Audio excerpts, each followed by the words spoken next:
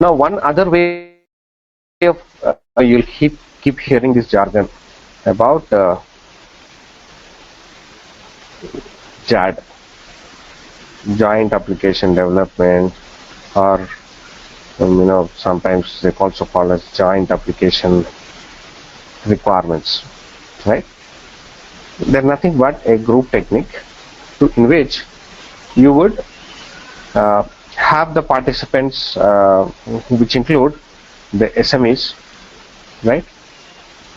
Then there would be BAs, business analyst. You would be there in the call. Then there would be a architect, technical architect, and sometimes also a QA, so the testing guy, right? And so you'll have all these people sit in a room, and then you would it's a way of it's one of those agile techniques, right? So what you do as part of this agile giant application development is, the SME would tell you the requirement. So you would list down the details about that particular requirement, and then the SME would tell the requirement, and then you would take the opinion of the architect and the QA as well. So see whether it's feasible technically, whether it can be done, right? And then maybe you also have a UI user expert, right? So user interface or a UX guy who would try to create how the screens would look like, right? And in a way they try to take the opinion from the technical team right at that point, whether that particular requirement can be met or not, how the screen should be looking like, and what needs to be done for testing.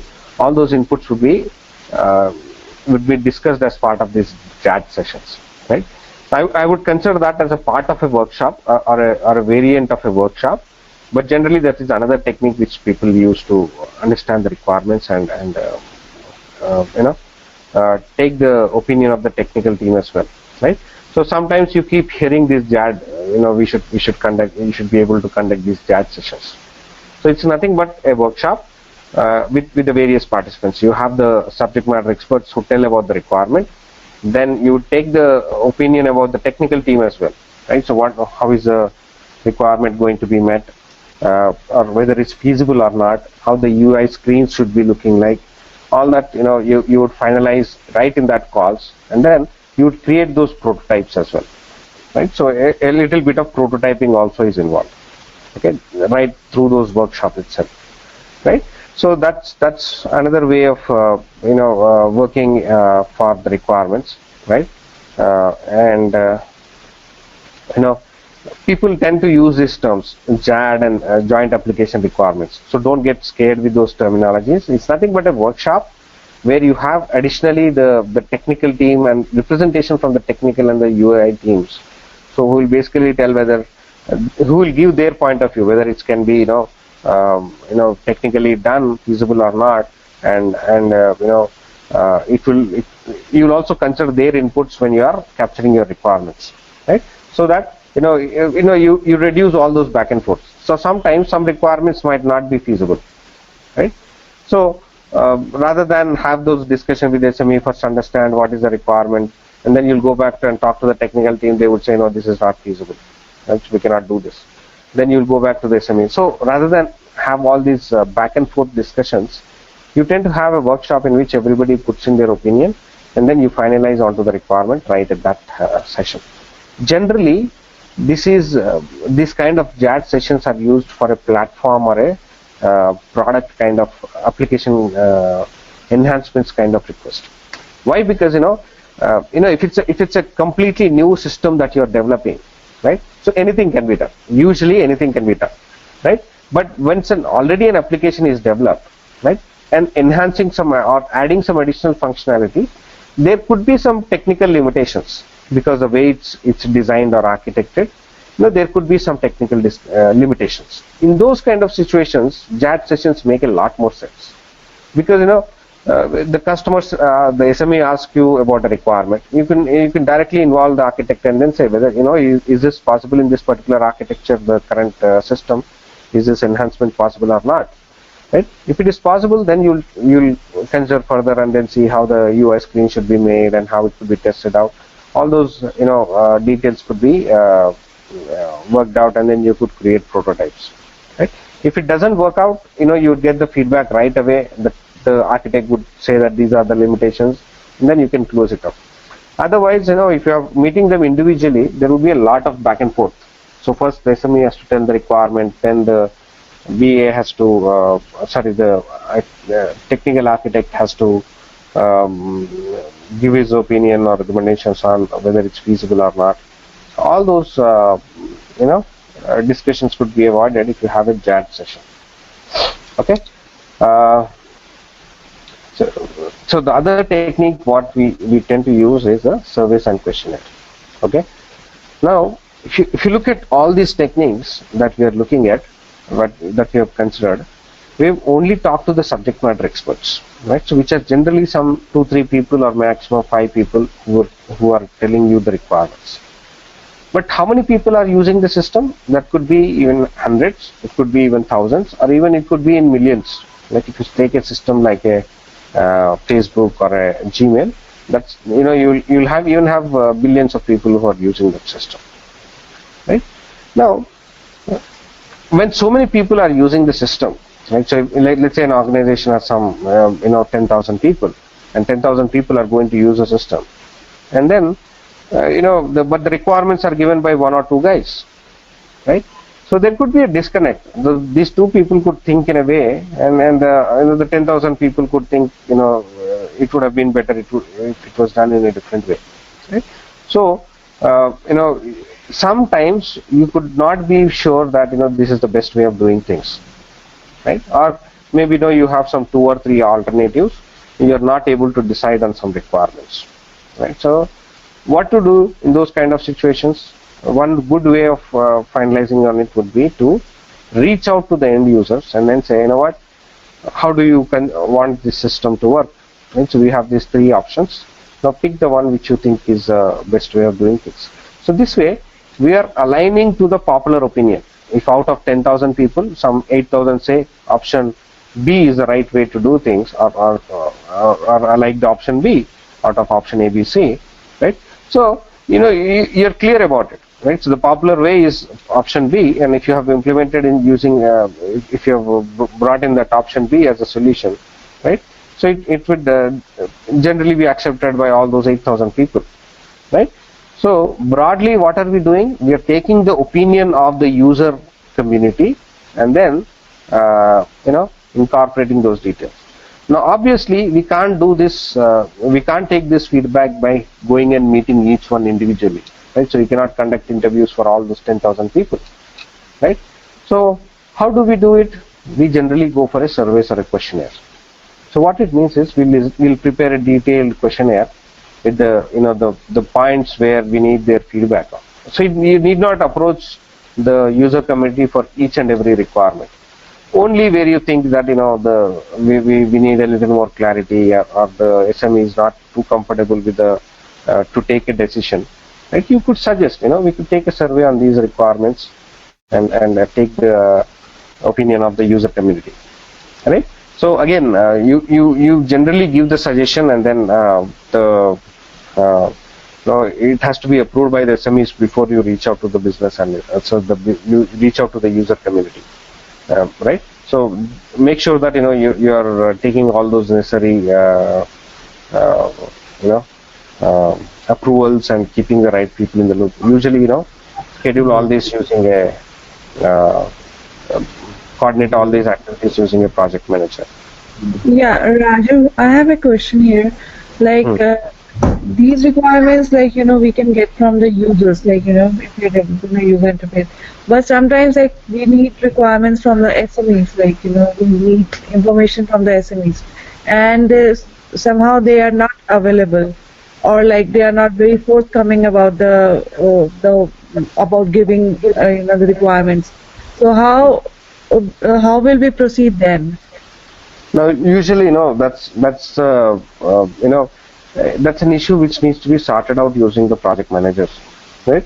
So make sure that you get enough time from the SMEs. So that's a very valid point that you brought out. So some projects, see, a lot of these SMEs are actually the operational teams, right? So let's say, you're capturing the requirements with a bank, right? But you don't have a separate team which are called as SMEs, and then they do their only thing they do is they give you the requirements. No, they have a day job. Somebody could be like working as a supervisor, somebody is a clerk, somebody is a cashier in a bank, and they would tell you the requirement as well. So this is an additional responsibility that they generally take. Now, in those kind of situations, obviously you'll have situations wherein they will have to juggle their time between their day-to-day operational time and operational work and your requirements, right?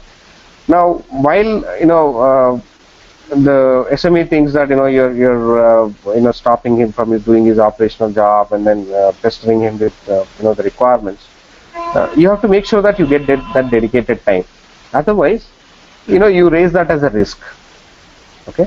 So if you're not getting an availability of the customer with the SME and the dedicated time for your requirements, ensure that you clearly point that out to the project manager, right? So it is his responsibility to make sure that you get enough representation from the SME teams so that you can understand the requirements, right? So the best way to handle this would be to inform your project manager saying that we are not getting enough time from the SMEs. We need to have those dedicated 1 hour or 2 hour sessions every day, and for getting the requirements. So you might not get the whole day, yeah.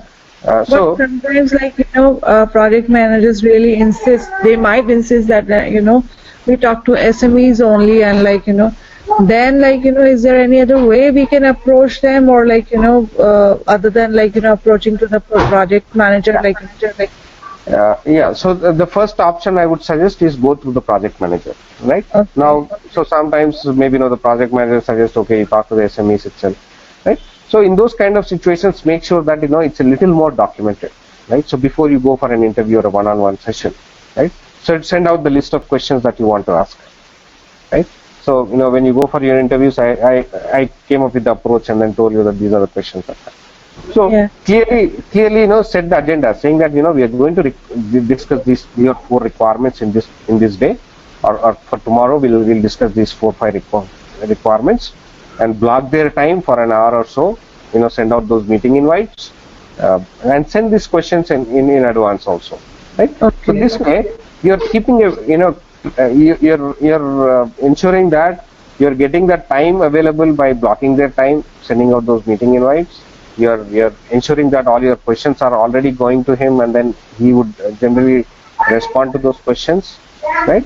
So where things don't work in an informal way, you have to get a little more formal and then put it into in a more documented way, right? So you would ensure that a lot of these are soft skills, I would say, right? So is it always better to copy the emails to the project manager as well when we are sending these questions to the SMEs?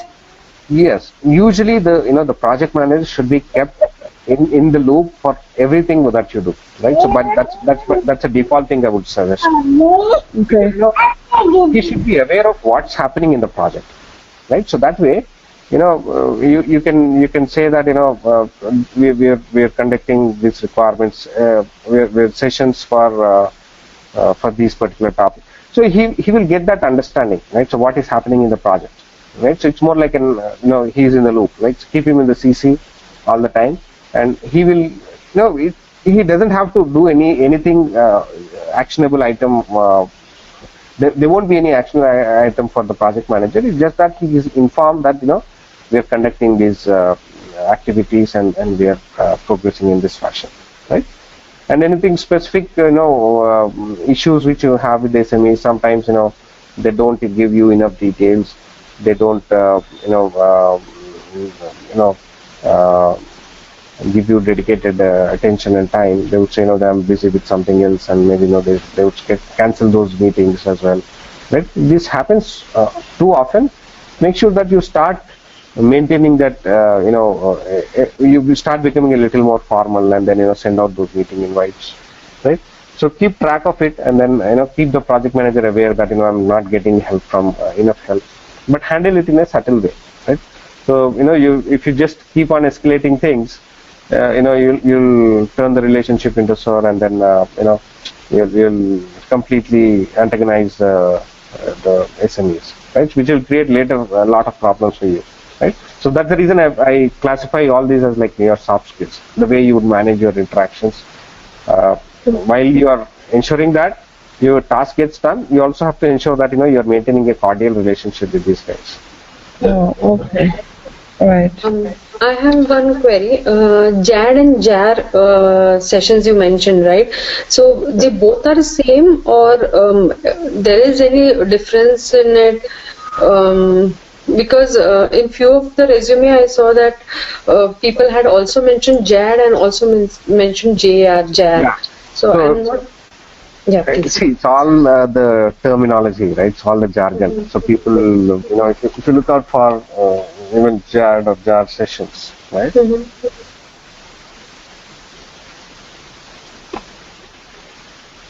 Okay. So now we have a new acronym, Joint Application Development, right? And if you go for this, sometimes so it's classified as one of those agile and dynamic system development methods, right? Now, if you look at these techniques, even if you go for Wikipedia, you'll find that out. Right? It's usually the jargon, and there would be very subtle differences, right? And I don't find much difference between both of them. Okay, because why this question I asked is in one single resume, which was about 8 to 10 years of experience. In that particular person had mentioned that had conducted JAD sessions, had conducted JAR sessions. So I was a bit confused, like because both are from the Agile methodology, right? So are there a difference? And if yes, then what is the difference? And if no, then not much, I would say. It's basically the same. Right? Now, if you look at this, it's again pointing to the same link. So even if you search for joint application requirements, it comes out to JAD itself, right? So it's basically you're capturing the requirements by keeping all those participants in place, right?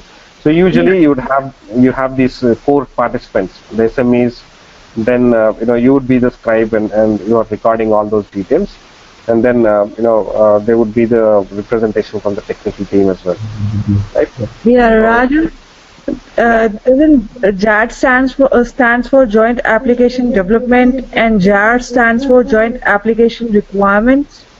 Yes. Yeah. So like then the name itself identifies like development means that when we are dealing with the developers. And when we are gathering requirements from SMEs and all, like then we are doing the JAR sessions. Is that can be the difference? Not really. See, when you're the overall if you look at the participants and the agenda of these sessions, right? So usually they are the same, right? You're trying to figure out the requirements from the SMEs and also get a confirmance from the technical team whether that can be doable or not, right? So you're agreeing on to that final requirement during these JAD sessions, right?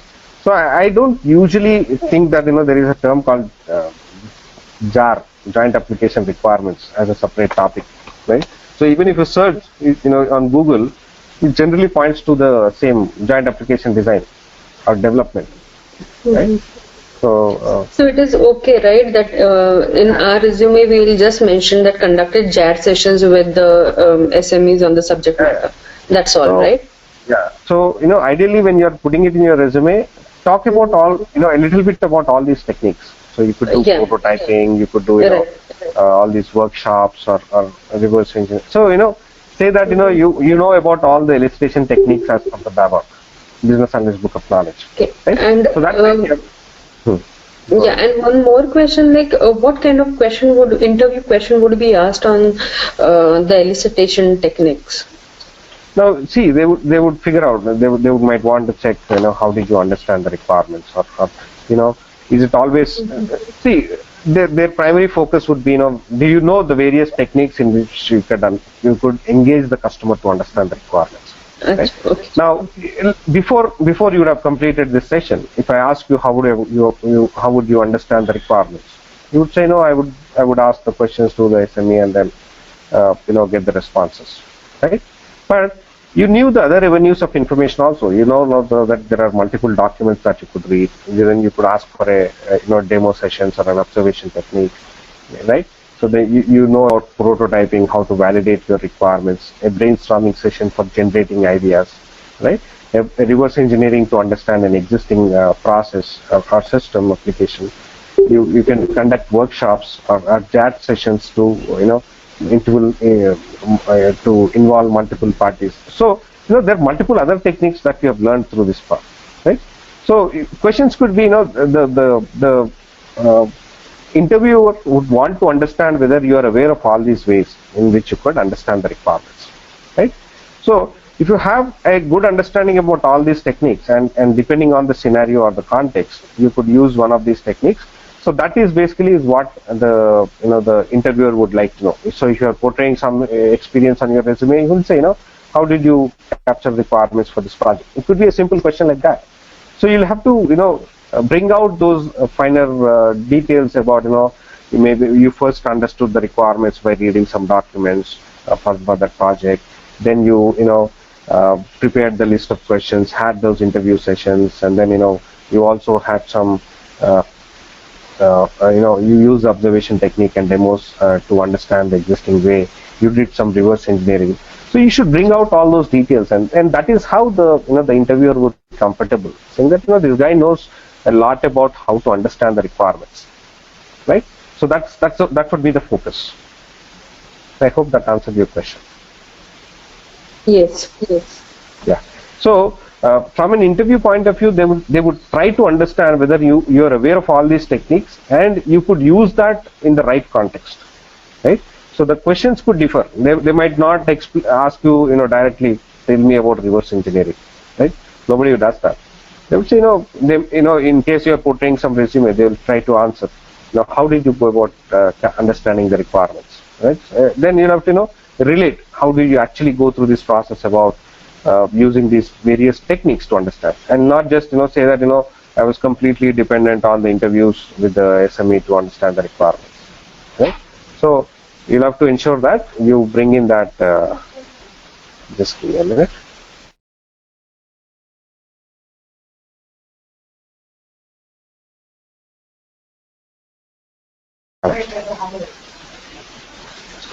Okay, so that would be the focus of your interviews. Okay, you'll have to bring out your understanding of all these elicitation techniques when somebody is trying to figure out whether you can understand the requirements, right? Because this is a key part. So if you're not clear with the requirement, obviously it will affect your documentation. You will not be able to document the requirement clearly, right? So that's where the first step of understanding the requirements has to be clear, and you could use one of these techniques to understand the requirements as well, right? We still have to cover the interface analysis. I'll leave that for a later session, tomorrow session, because it will need 1 hour completely, right? So we will clearly have to understand the approach of how to figure out the interfaces for a system, and what do we do and what do the tech. So it also involves some technical details, which the technical architect would take care of. So you need to be clear about the process and what is your involvement and what is the technical architect's involvement. So for tomorrow's session or the next session on Monday, we would focus on interface analysis. I haven't still completed that surveys and questionnaires, and somebody interrupted the question. So let me complete that topic, and if you have any further questions, we can take that. Right. So surveys and questionnaires you will generally use for to broadly involve that user community. Right. So if you think that the SME is not really comfortable taking those decisions himself, so you could suggest. No, you cannot take a decision whether to conduct an interview or to conduct a survey or a questionnaire. It's not your decision. All you can do is you can suggest, why don't we ask these questions to the users and then take their opinion, right? So basically you're taking their opinion and uh, uh, using that as a requirement, right? So the most popular one means, the system would be used by all those people, right? So that's a intention of using the surveys and questionnaires. Okay, and again, like I said, you are not going to decide to conduct a survey or questionnaire. You can suggest this if the SME is not able to take a decision which way to go about it and some of the requirements. You can say, can we reach out to the users and then take their popular opinion? Okay, so sometimes this surveys questionnaires would work well for usually the internal users, which means it's who are actually your employees or somebody like that, or maybe your suppliers or your customers. But for for general public or customers, it's difficult to send this questionnaire and then say, because you don't even know whether the particular users would use the system or not, right? For example, if you take a Facebook, right? So there's so many billions of users. So you cannot reach out to them and then figure out a popular opinion. And usually they don't do that before they develop something. They would not, uh, they would not talk to the users about what features they would want to bring in, right? So questionnaires and surveys are limited generally to the employees. And in some cases, you also want to, before you make any changes to your existing system, like like a good example would be Facebook. Now if you look at Facebook, there would be frequent updates or changes to the system which are being made once in a while, right? Now they don't make all the changes, they don't make the changes available to all the users in one go. They generally pilot it. So what it means is they make this available feature only in one particular city or place like that, and then see how it is received, right? Are people happy with that, or they don't really like it, right? So they will take their feedback and try to figure out how it's working, and then roll it out to all the complete user base, right? So they might first figure out some a base of like 1,000 people or 10,000 people, and then just selectively give this feature to that, right? So that's also called as a piloting, and you have this something called as alpha beta testing, right? So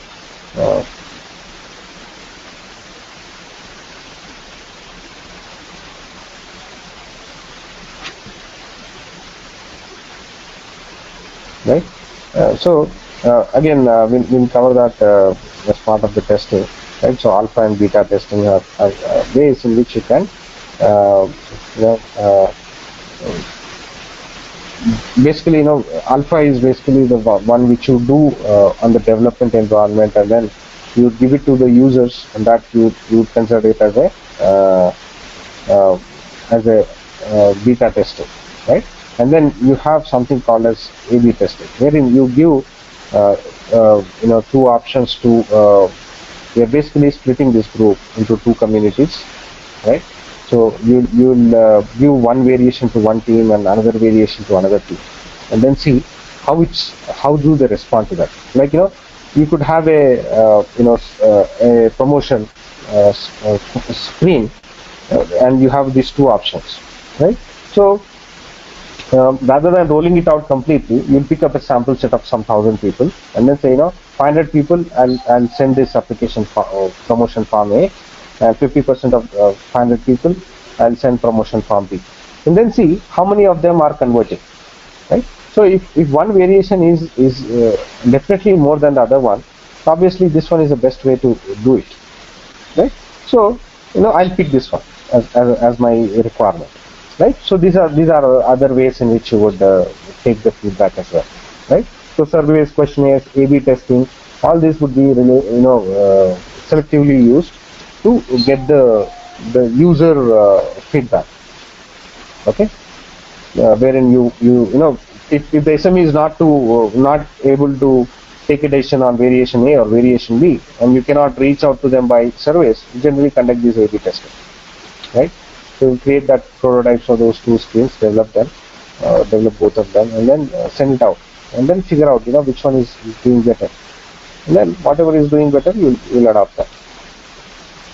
Okay. Any questions on this?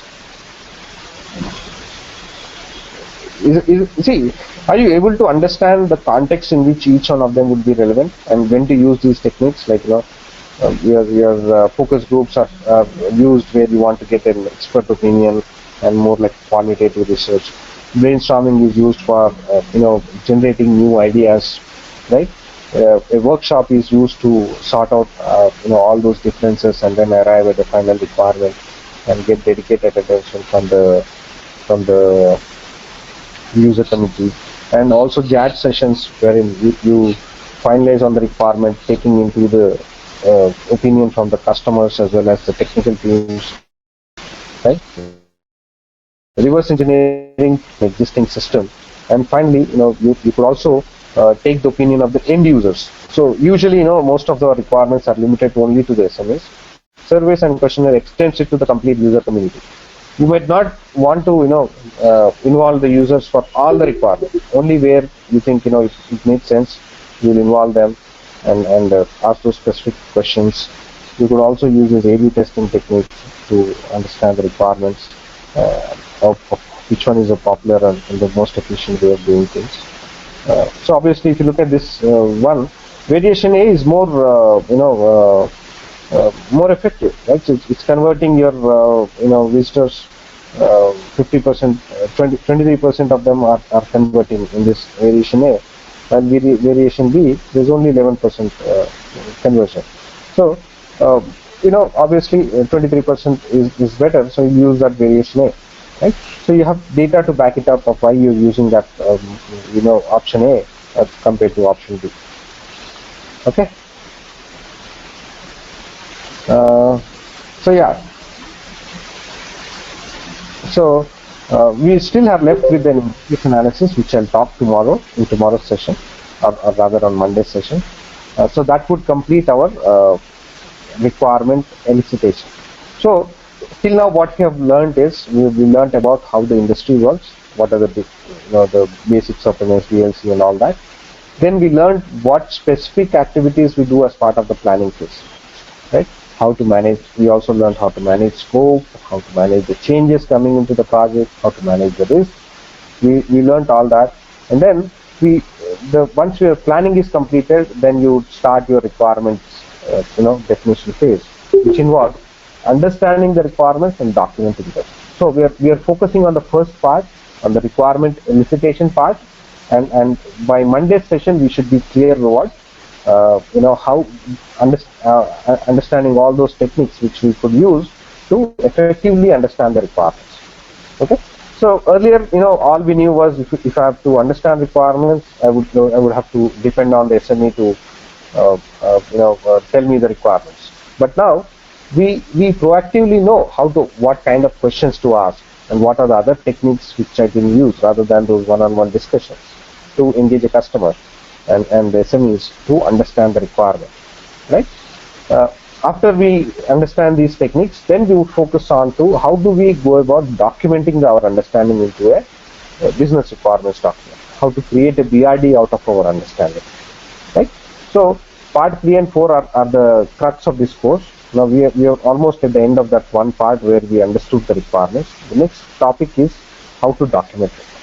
Okay, so the next week would focus on how we'll go about documenting all those requirements. All right. I had one question. Actually, I was going through your sessions, and also along with the sessions, I just went through some YouTube videos. So in that, it was mentioned that we do the requirement gathering into 3 types of phases, like business requirement document, user requirement, and the functional. So I was just thinking on it because I did not get an answer on it. Business requirement document is what we do as in BA. And functional requirement documents is taken care of by the technical people. Of course, we do give them inputs if required. But what about the user requirement document? Oh, that wasn't clear to me. Again, different teams have different frameworks, I would say. I would personally don't find a difference between your functional requirements and user requirements, right? or rather business requirements and user requirements. Now, there is a difference between your business requirements and functional requirements.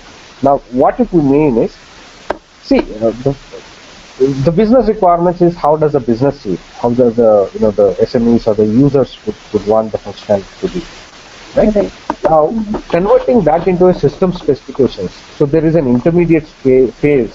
So sometimes we call that the software requirement specifications, SRS.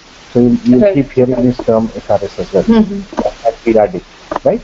Now that could be, and some organizations also call it as directly as a high level design, right? So basically they're converting your business requirement on how the screens look like and the details about the requirement, right? So my personal opinion that SRS is a redundant document, right? All your business requirements should clearly specify how the system should work like, right? Now depends on the formats which the organization publish for BRD. So some organizations ensure that your BRD is good enough to capture all your software specifications as well, right? Okay. Some of them differentiate between this BRD and then SRS.